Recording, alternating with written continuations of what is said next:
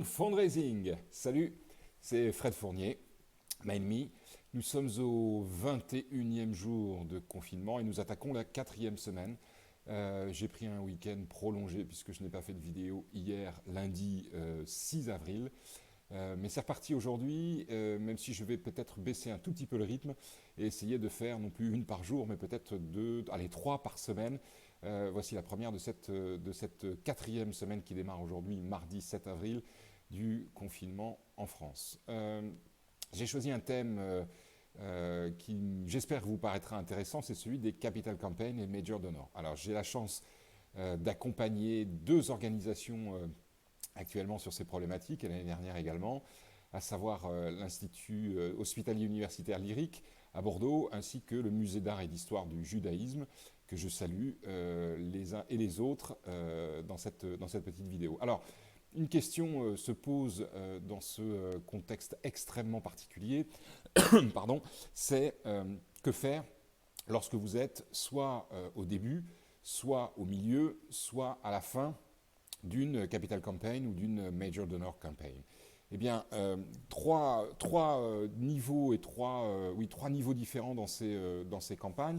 Je dirais que, selon moi, sur le premier niveau, à savoir celui du début d'une campagne, c'est quasiment une opportunité que le contexte actuel. Je mets des très gros guillemets à opportunité, mais pour moi, opportunité dans la logique de préparation. En l'occurrence, si vous démarrez votre campagne, n'hésitez pas à rallonger la phase de préparation, la phase d'organisation dans laquelle vous allez mettre en place à la fois le prospect research, à la fois les outils qui vont vous servir quand les choses vont redémarrer, à la fois de travailler vos fiches projets, à la fois de bien travailler le qui va faire quoi, qui va être sollicité par qui au sein de votre organisation. Bref, il y a tout un tas de travail à mener sur cette phase de préparatoire au lancement d'une campagne qui vous permet aujourd'hui de creuser et creuser et creuser encore plus cette phase-là. J'ai souvenir que sur la seconde campagne de la Fondation Polytechnique que j'ai eu la chance d'accompagner en termes de réflexion avec mon ami Laurent Mélier, désormais chez Imagine, eh bien cette phase de préparation, cette phase de réflexion, nous l'avions allongée le plus possible pour arriver à creuser le plus possible les choses, aller dans le fond, aller dans le détail et essayer de ne rien oublier pour lancer véritablement votre campagne. Donc, profitez de l'opportunité. Prepare more serait le résumé en fait de cette logique d'une campagne qui débute. Si vous êtes au milieu d'une campagne,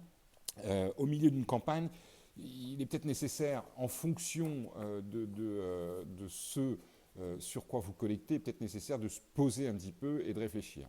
Réfléchir à deux points. Le premier, et ça je ne doute pas que vous l'ayez fait, le premier c'est de se dire, est-ce que la mission et la cause pour laquelle je travaille et je collecte a-t-elle un lien ou non avec la crise sanitaire et le Covid-19 ?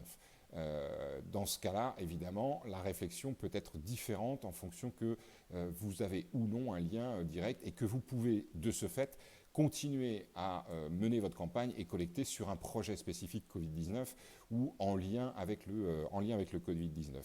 Quoi qu'il en soit, continuez à communiquer avec vos donateurs pour leur dire là où vous en êtes tout simplement. Si vous avez un projet très lié à la crise, eh bien, vous avez la capacité de collecter ou du moins d'essayer de collecter dans le cadre de ce projet-là. Si ce n'est pas le cas, dites et n'oubliez pas de rester en lien et en contact avec vos donateurs.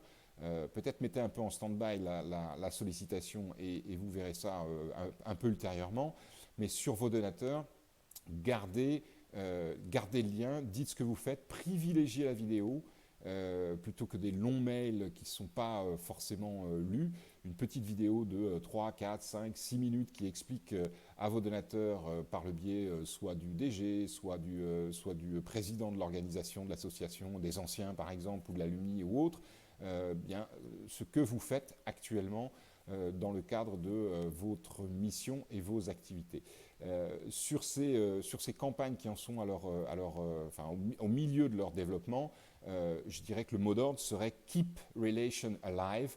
Voilà, il faut conserver au maximum le lien avec vos donateurs. Si vous êtes en fin de campagne, c'est tant mieux pour vous et vous êtes certainement moins impacté que les autres par la crise qui bat son plein encore aujourd'hui en France et dans le monde. Et là, je me pose la question si il n'y a pas un truc à jouer. Premièrement, eh bien, remercier encore. Et je pense que c'est le moment au sein de cette fin de campagne, de continuer à remercier vos donateurs, de continuer à leur dire qu'ils ont été formidables. Ça, c'est un premier point. Deuxième point, je me pose la question s'il n'y a pas une idée autour de mettre en avant, puisqu'ils ont déjà donné à votre organisation, mettre en avant d'autres organisations qui sont aujourd'hui dans l'urgence et qui ont des besoins. Je pense évidemment aux hôpitaux, ça peut être la PHP, ça peut être d'autres hôpitaux, ou ça peut être l'initiative Tous Unis de la Fondation de France, ça peut être également des organisations internationales, ça peut être des organisations sociales. Bref, vous avez fini votre campagne, vous n'avez pas forcément auprès de ces donateurs-là un besoin de fonds immédiats. Pourquoi ne pas partager et relayer les collectes de fonds qui sont effectuées par ailleurs et qui sont directement en lien avec la crise Covid-19.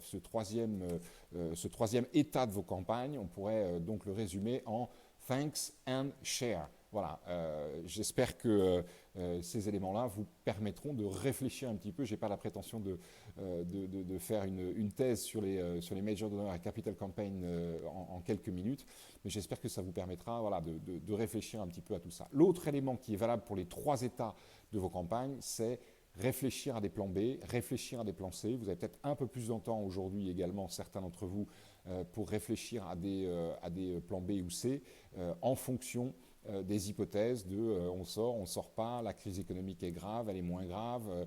Bref, essayez de voir un petit peu quels sont les éléments de votre stratégie que vous pourriez être à même d'adapter dans les semaines qui viennent en fonction de cette fin ou non du confinement. Je regarde ma pendule. Voilà, c'était Good Morning Fundraising, Fred Fournier de MindMe, un spécial Capital Campaign et Major Donor.